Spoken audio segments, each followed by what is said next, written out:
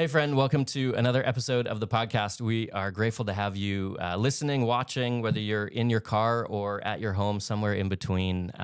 We're grateful that you would join us for this conversation. We're going to be jumping into a conversation on Luke 19, and it's the story of Zacchaeus and Zacchaeus' attempt to see Jesus. Jesus is passing by, and Zacchaeus climbs a tree, and then a whole series of events unfolds that we think is going to help you see Jesus better, and in seeing Jesus better, also seeing yourself better and allowing Jesus to confront some stuff in your life.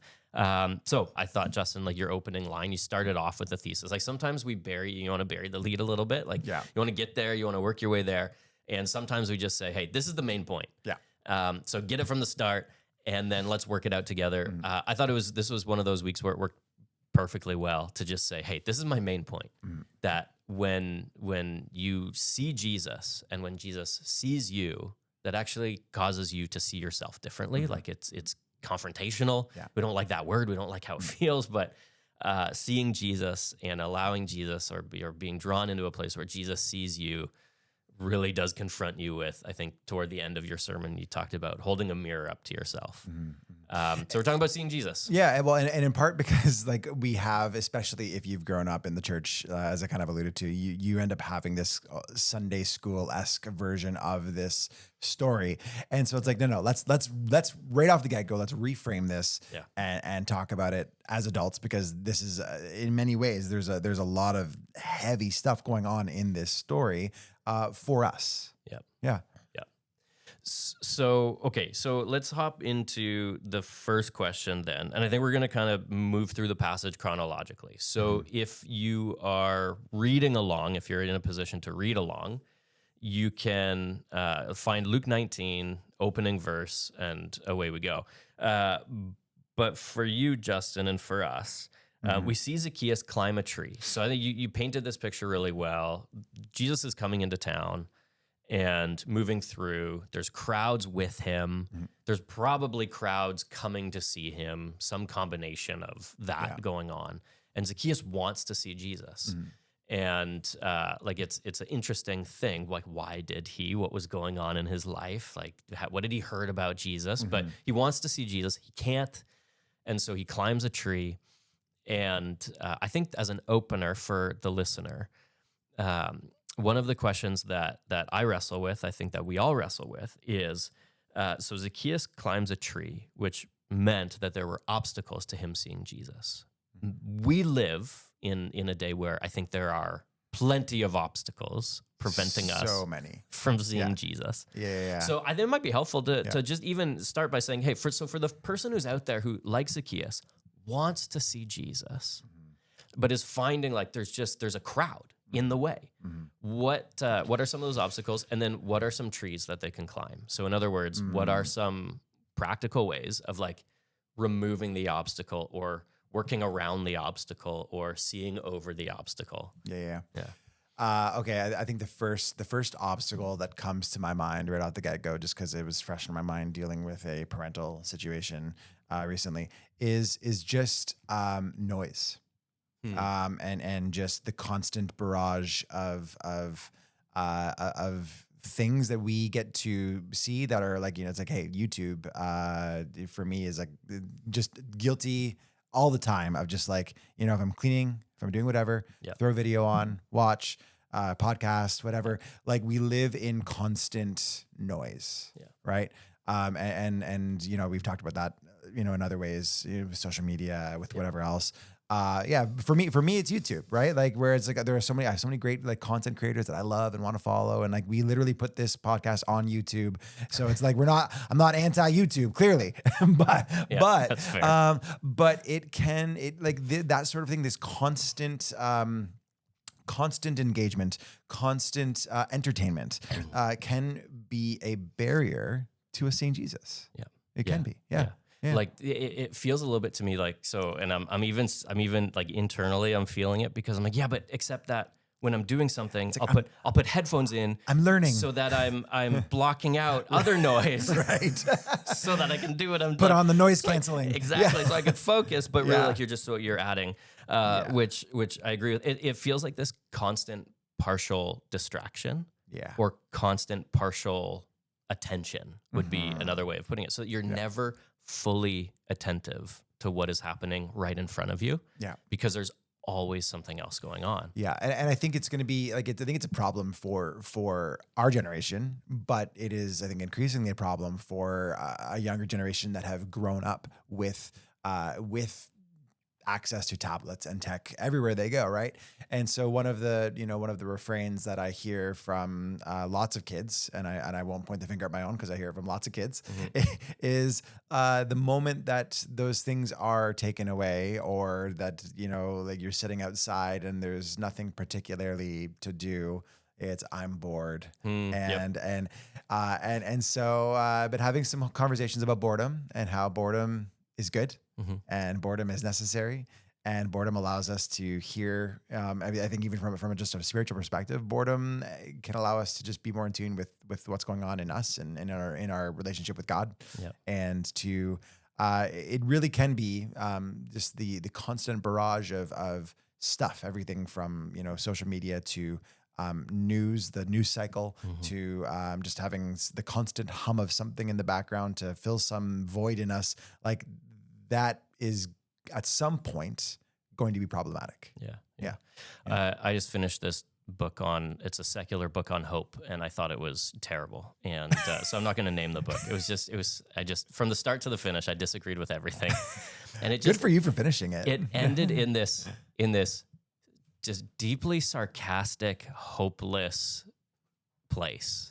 But a good chunk of the latter half of the book was given to AI and developing lives that are controlled or governed or even just influenced. That's maybe a better word. Influenced by AI and algorithm and algorithmic. It's like sort of processing, so that even when we turn on the phone and look at, quote, I'm using air quotes here, the news, it's influenced by all of the things that we have looked at before. And so it's not this blank slate of like, I'm going to read the newspaper, which even the newspaper is, biased in every direction possible. But, it's this constant feedback loop of giving you more and more and more of what you, again, air quotes, want, because you've looked, like you've watched and seen and clicked on over and over and over again, that just sucks you into this. Like your attention is gone. And in a world where so much is driven by that type of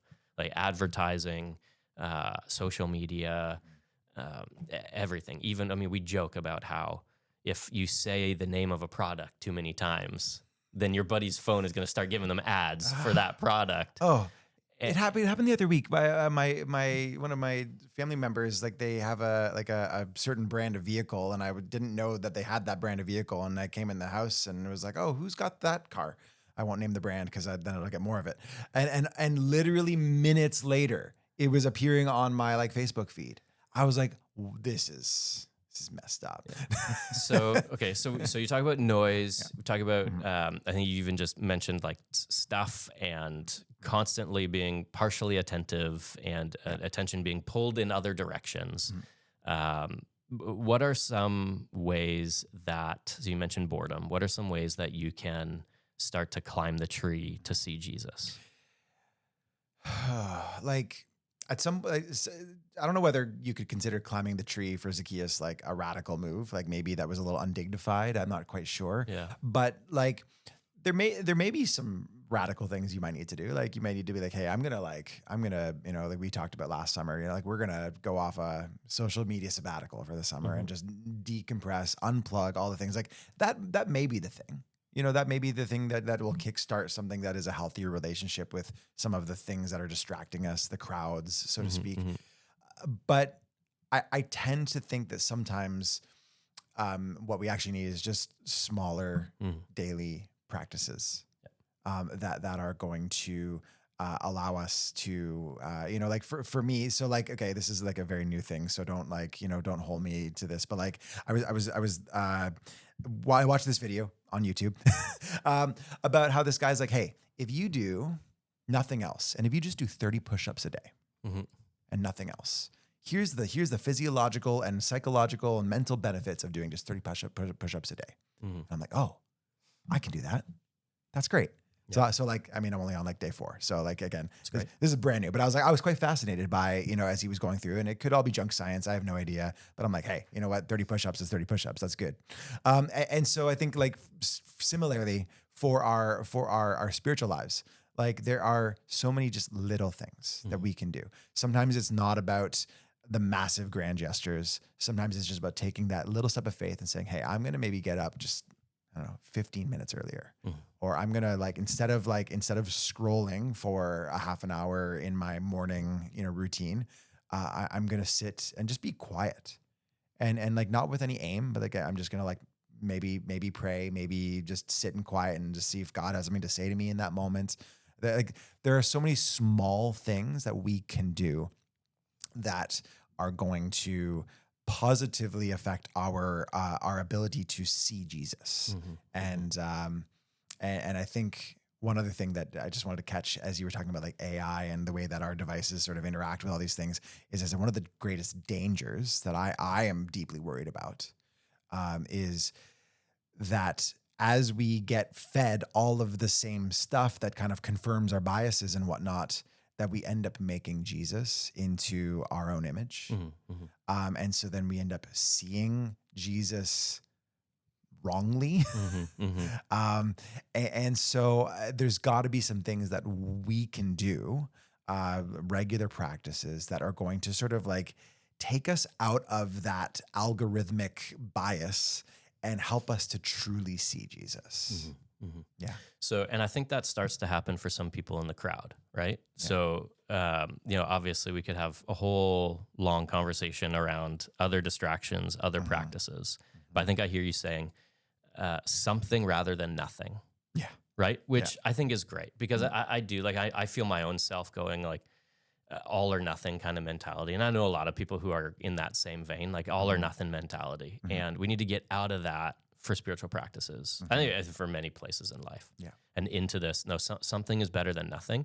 I think there's a book called Atomic Habits that talks about habit stacking and how like just linking habits together and stacking habits on top of habits. That's what is going to get you the sort of significant change over the long run, as opposed to one massive change for all time. It's you gotta just link your way there. But I think we see some of these what I would quote again, air quotes here, like these other people in the passage. So not Jesus, not Zacchaeus. Those are kind of the main characters, and then there are these other people who see what's going on and start to have their own commentary about what, like, this isn't the Jesus that we thought he was. Like, what's this guy doing? So to your point of, we can see Jesus wrongly, we can see ourselves wrongly. I think these few, and so I'll just read from verse like 5.5-ish. So Zacchaeus is Jesus, Zacchaeus, hurry and come down, for I must stay at your house today. So he, Zacchaeus, hurried and came down and received him joyfully. And when they saw it, they all grumbled. He's gone to be the guest of a man who is a sinner. And then Zacchaeus, probably hearing what's going on, and also being confronted by Jesus himself, then he goes into his, listen, like half of everything I got, I'm going to give it away. Yeah. And like, anybody I've defrauded, I would pay him back 4 times. So there's these people standing by, seeing what Jesus is doing and doing exactly what you've said, which is, they, in their mind, have an image of Zacchaeus and an image of Jesus. And those two images should not be staying together. Yeah. Jesus should not be going to Zacchaeus, the house of a sinner. They've created an image of Jesus where now Jesus is doing something that just, it doesn't line up, doesn't match. And I'm curious, so less about in their lives, like dissecting, okay, what's going on in their life, but more in our own lives. I'm curious where we can become less like Zacchaeus and more like these others who grumble. So Zacchaeus receives him joyfully. That's what he says, right? Yeah. So, okay, cool, game on. And the crowds, I mean, I'm assuming, so people from within the crowds, people watching, grumbled because Jesus has now done something that challenges their conception of who Jesus is. And so again, here's the question. I'm curious how we do that today. Yeah. So the people, I think it's, worth naming, because these people had reason they legitimate reason to grumble. Like they were legitimately wounded economically by this individual, right? So it makes like logical sense that they would be upset, right? Um, and there are times for us, right, when there are legitimate reasons why we have been hurt in some way by people around us, where we have where we have been affected in some way by others, um, and yet I think the gospel calls us to a higher way, right? And when we look at my mind went to like the example of like the older brother in the prodigal son, right? And then the father going to him is like, "Look, son, you've always been with me, and but here this other son this younger son was dead and is now alive, and they're here, right?" In a similar way, like if they had the mind of God in that moment, I think they might have looked and said, "Okay, like Zacchaeus must think that Jesus must think that Zacchaeus can change his life and turn it around, right?" And to infuse grace into that moment, right?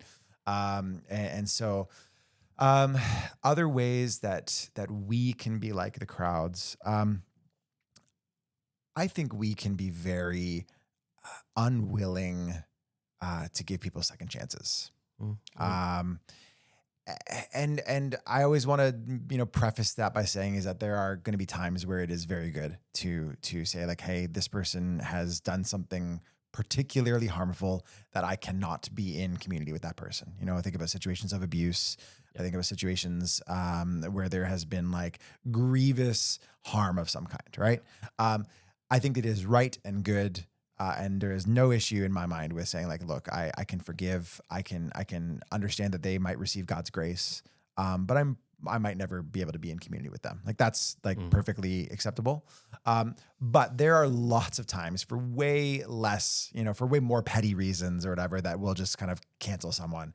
And I don't want to get into like a conversation around cancel culture because that's stupid and whatever. But like just to say that like there are so many times where Christians ought to be the most gracious people because we have received so much grace, and yet we refuse to dole it out for others, right?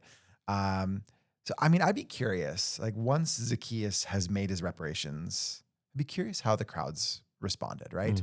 Is it only after he did the thing that they're like, okay, I guess we can, invite you back in, Yeah. I often wonder whether they're more upset because of Zacchaeus or more upset because of Jesus. Right. Like, are they more upset because of how, in their mind, like far gone Zacchaeus has become? Because I think we can do that all the time, right? Where, we're like, well, I'm not sure if you fit in here, right? Yeah. Like, I think that we can lean in that direction. I also think, though, like there's a possibility that they're upset because in their mind, for Jesus to be who they need him to be, for in their minds, for him to be the Messiah, he has to be without sin, and he can't go and eat with sinners and tax collectors. Like he can't associate with people who are unclean. He can't go and touch people with leprosy and known diseases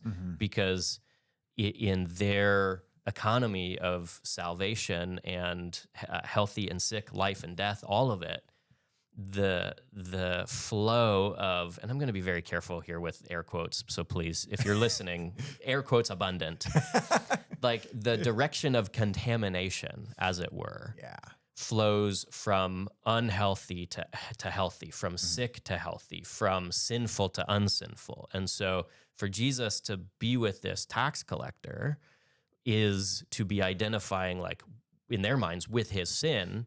And Jesus goes, no, I can go where I please and sit and eat with whom I please. And that's not, their sin is not going to pass onto me. So like, I wonder if in these guys' minds, it's also that they're starting to wonder and question, like they're grumbling because Jesus is flipping their understanding on its head. And they're like, well, now I'm uncomfortable because black and white was easy. Yeah. And sick and healthy, that was easy. And all the lepers, we put you all out here in a colony and we keep you away from us where we can feel comfortable and we don't have to see you. And now Jesus is challenging all of that social, like the social implications of all the things that in their mind have made life maybe a little bit easier to live, black and white. Okay, I'm on the right side here. You're on the wrong side, so I'm gonna stay on the right side. Yeah. And let's like you do your thing, and I'm gonna stay over here, and I'm gonna do my thing over here. And man, I think Christians also struggle with that because it's like this constant, debate. But I remember. So when we were kids, the debate du jour of the day was. Thank you for translating. Thank you. Yeah, you're welcome. Can you listen to secular music? Oh yeah. Or will you be influenced by it? Oh yeah. And I mean, listen, Like, understand that it influence goes both directions. Did you ever have a CD breaking party? No. One time the band I was in, we were like a Christian punk band. Yep. And we were really convicted that we needed to break our Blink-182 CDs. Oh no, yeah, no, I never did that. Yeah, no. So we did that. That's so sad. I know, a little bit, yeah, for real. Those were like, yeah. family heirlooms.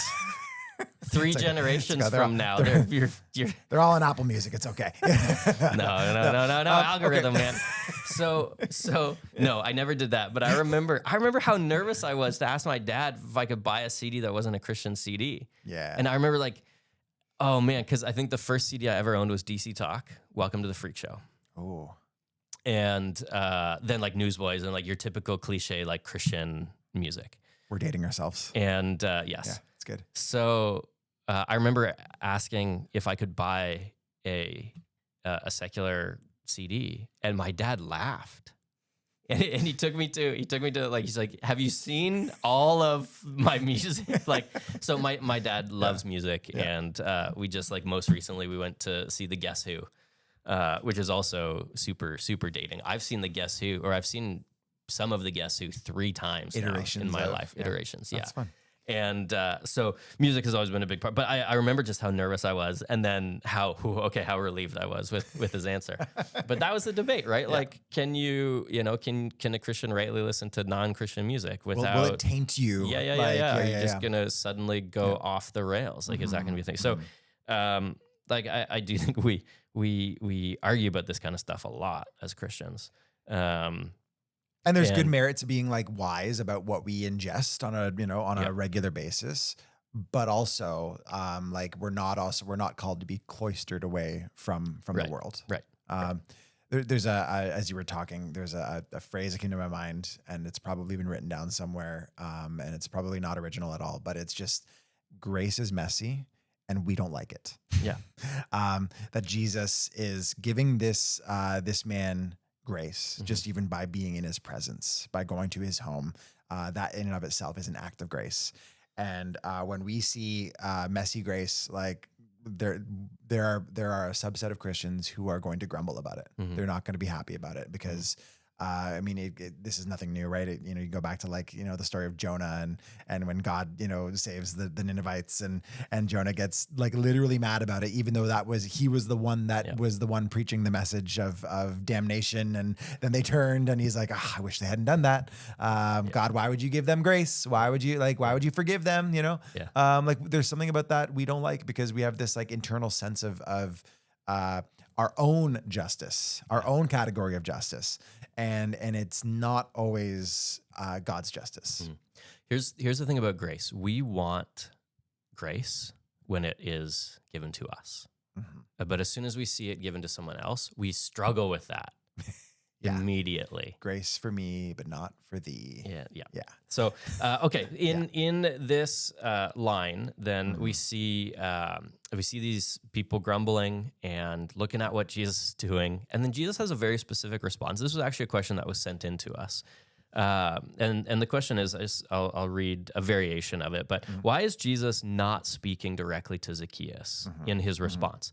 So, even though it says Jesus said to him. Yeah. In other words, like, why not say to Zacchaeus, hey, Zacchaeus, you are a son of Abraham. Salvation has come to your house.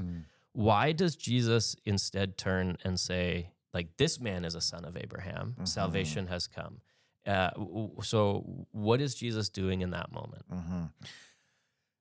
So as I talked a little bit about in the sermon, there is a communal approach to what is happening here. There is a when Zacchaeus declares in that moment to Jesus, and I think also to the crowds, they're still there. They're still hanging around. He says, "Here now, I give half my possessions to the poor. Anyone I've cheated, I will pay back 4 times that amount." Like, he is making a public declaration that, hey, I'm going to make things right. And it's only fitting that Jesus would say, not just to him, he is saying it to him, but he's also saying it to everyone else present. And Jesus does that a lot, where he's kind of saying something to the crowds that is maybe more directed at the Pharisees or the religious leaders, or he's saying something to the disciples that's also directed for the crowds. Like, this is not an uncommon thing that Jesus does. But he's saying to Zacchaeus, but he's also wanting to hear he wants the crowds to hear that, hey, this man is a changed man. He's been saved. His household, which is another interesting, like, I think that you can necessarily say that it's Zacchaeus who is the primary one being saved, but we don't know about Zacchaeus' household, that's another rabbit trail that we don't have time for today, but he is saying it so that the crowds will hear from Jesus's mouth that, like, hey, welcome this man back into the fold. Whereas before you had ostracized him as outside of the bounds of the covenant, invite him back in, welcome him back for worship. This is a changed man. He's a different man. This man too is a son of Abraham. And so he wants to not only affect Zacchaeus's life, but the life of the people in Jericho. And I think that's what I want us to really understand, is when we often in the West, modern era, we talk so much about individualistic salvation. Yes, I, Justin Sitzma, am saved by Jesus. Yes, that is true.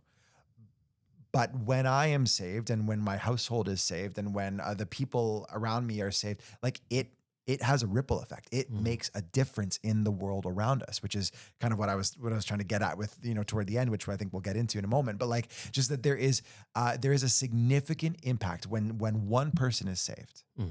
It changes things, and Jesus wants them to hear, hey, this man has been saved. His household has been saved. And you need to understand that this has social implications and impact. So I wrote down, as I was listening to your sermon, like, you talked about salvation to his household and then salvation to his community. So salvation has far-reaching implication, not about individual salvation only. And I love that. So a really practical example, which falls apart, or at least doesn't fully capture this, but, like, we buy our coffee at the church from a company that partners with women who own the farms. And one of the reasons they do that is because they know that as they raise women out of poverty, an entire community is benefited in a very different way than if a man owns that farm. Again, we don't have time to get into all of that, but the studies show that if you raise one like a female owner out of poverty by partnering with an organization that she owns, that single act is going to have far-reaching implication for the entire community, who will begin to benefit from it. And that really is what Jesus is saying about salvation. I think that's what you're saying about salvation, is that salvation is good for the individual, but it was never intended for the individual. Like, it's always intended for the community and for the world. And I mean, you get into this when Jesus says, hey, the Son of Man has come to save and seek the lost. Like, this thing was meant to be about reaching people, including us. And you did a really good job of saying, listen, like, none of us is perfectly unlost, right? And Jesus needs to reach the lost pieces within us yet. But I think that I love your language, like, far-reaching implication, social implication of salvation is huge. And even just, you start thinking about family and kids and nieces and nephews and aunts and uncles, like just stuff snowballs in really beautiful ways. And we've seen that even in our own community. Yeah, in the last not year. our stories to tell, but Right. there's some really beautiful stories that where we've seen one person whose life has been changed by Jesus and the ripple effects that has. Yeah. So, okay, let's as a final question then turn to Jesus gives this invitation to Zacchaeus, and I really like the way you connected it to John and like Jesus's language about remaining and abiding, and so his invitation to Zacchaeus, hey, I'm going to come remain at your house. That's the word. And so I go, okay, that has far-reaching, long-lasting implication. That's not like, hey, I need a place to crash. Yeah. I'm going to Do stay you at have a your couch? house. Yeah, exactly. And, who has the comfiest couch in the day, right? I bet this rich guy does. Yeah, probably, exactly. probably, right? No, not what's happening. No, here. it is like it really. Jesus' language is, "I'm going to come and remain in your household and in your life." Like this is what Jesus is saying. So you make a turn at the end of the sermon by asking, "What is Jesus confronting in you?" And one of the ways that I want us to think about it is like as Jesus remains, he's going to drive some stuff out. Right? As Jesus comes and remains in your life, certain things are not going to fit in the same way. And like, don't go overboard. Like, your spouse, your kids, like there are things that are going to stay no matter what. Yeah. But like there are habits, there are disciplines, there are things that will be continuously confronted. And I think that is the hard and beautifully challenging thing about the gospel, is that it constantly confronts things in us. Jesus constantly confronts things in us. So for the person who's sitting there listening after Sunday going, yeah, you know what? Jesus is confronting something in me. What do you think are some really practical ways about taking a next step? And so maybe just to add, and then I'll stop talking. We see Zacchaeus, so he's confronted by Jesus. He kind of does this, oh my goodness, Jesus is coming over to my house. I got to like zip home and clean everything. I put the dirty socks away, put the dirty laundry away, put the clean laundry away, like do the dishes. It's kind of like this, like it's really confronting. And he's like, I got some stuff that I got to figure out. So I'm going to give half away and I'm going to give 4 times back. That's maybe not obviously to that's not what Jesus is. Jesus isn't saying, hey, okay, so give half your money. No matter what you've done, no matter what I'm confronting in your life, like the reparation here for Zacchaeus is in line with the ways in which he's defrauded his community and, wronged others. So just give us, without going into like the specifics of all the ways in which you could wrong somebody and then repair, like help us navigate that, like, kind of measurable response. What should people be looking to do? Yeah, like so I think about like for Zacchaeus, this was an immediate thing. He's like, hey, and I'm not sure how long it would have taken him to actually do the thing of like, okay, I've got to go to the bank, or I don't even know, did they have banks? Probably of some kind. Like they would go, they would need to, there was a process that would not need to take place for him to like make those things right. Like he's got to track down the people that he defrauded and whatever, right? But he made the declaration, and it was this instantaneous, immediate, like, okay, this is the thing I need to do, however long it took. And I think that's true for some of us, right? That there may be some like immediate things that we're like, okay, hey, I've got a problem. I've got a problem with lust, and there are some very specific measures I can take in this exact instant. I'm gonna, give my spouse the password to my phone, and they block off some stuff, or whatever, right? Like that is such a simple, like it's hard because it will then naturally cause further conversation and further discussion for your spouse, and there will be, ongoing repair that will need to take place in that way. But like that's an immediate thing you can do, right? The process will take longer.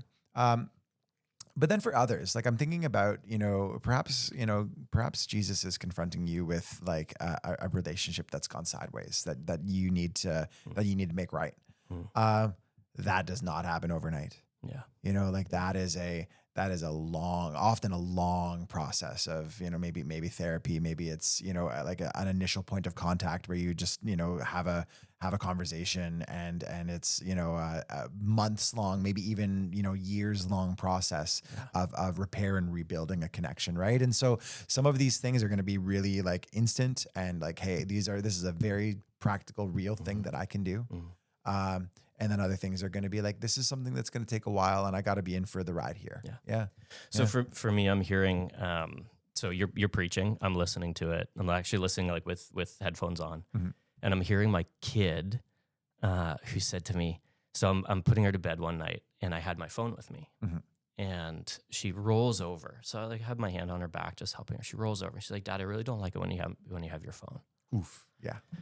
And I was like, oh yeah, okay. Right so in the heart. I'm right in the listening, heart. so I'm listening to this sermon. I'm going, Yeah. oh my goodness. Like that was something that was just really driving into me. Yeah. As I'm hearing this, I hear my kid's voice in my ear going, oh my goodness. Like this is like an immediate thing that I need to do. So immediate, also long lasting, do the thing. Okay. Yeah. Cool. That's good. We hope that this has helped you have at least a little bit of a good and meaningful conversation. And, if it has, we'd love to hear from you. Send us a question. And if not, we will see you in the next episode.